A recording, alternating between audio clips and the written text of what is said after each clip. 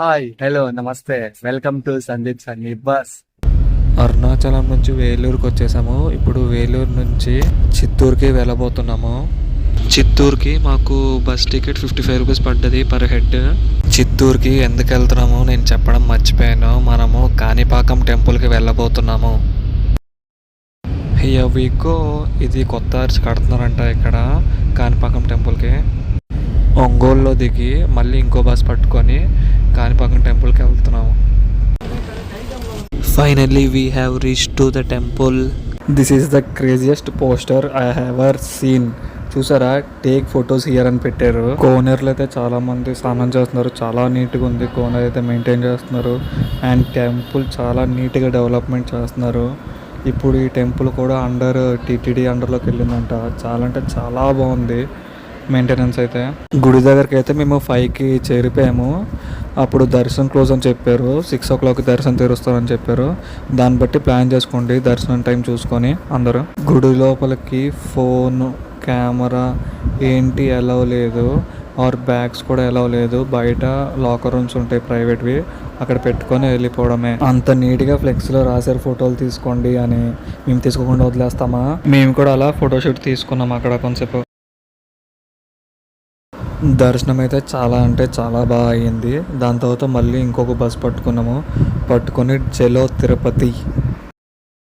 తర్వాత రోజు మార్నింగ్ మెట్ల ద్వారా ఎక్కిన ప్లేస్కి వచ్చేసాము. తొలి మెట్టి దగ్గర చూసారా గైస్ ఎంతమంది ఉన్నారో. చాలా అంటే చాలా దారుణంగా ఉన్నారు. రష్ అయితే మామూలుగా లేరు.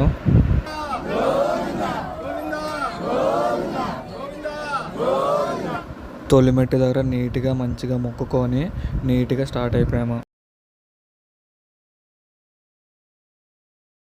వెళ్ళేదారిలో అయితే చాలా అంటే చాలా జింకలు చూసాము.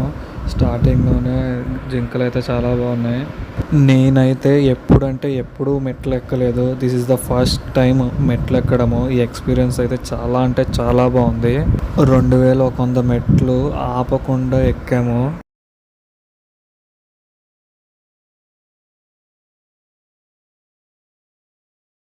వెళ్ళేదారిలో ఈ ఉడతను కూడా చూసాను. ఇదైతే కొంచెం వెరైటీగా ఉంది చూడడానికి. అండ్ చాలా సైజులో పెద్దగా ఉంది. మా వాడైతే ఈ గోడల మీద గోవిందనామాలు ఉన్నాయి అలా చదువుకొని ఎక్కుతున్నాడు. అంటే నేను కూడా అలా చదువుకొని ఎక్కుతున్నాను. వెళ్ళేదారిలో అయితే చాలా అంటే చాలా గ్రీనరీ ఉంది. చాలా ఎంజాయ్ చేసుకొని వెళ్ళాము. కానీ నాకైతే ఒక డౌట్ వచ్చింది. 2100 చాలా అంటే చాలా ఈజీగా ఎక్కిపోయాము.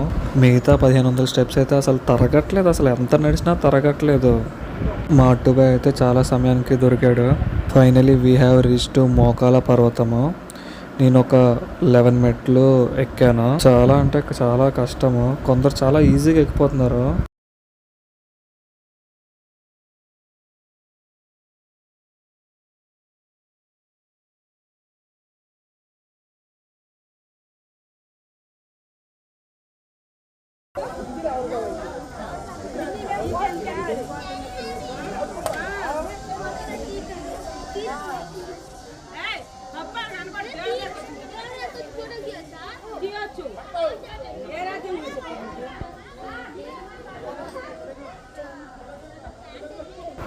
సక్సెస్ఫుల్గా కంప్లీట్ చేసాము.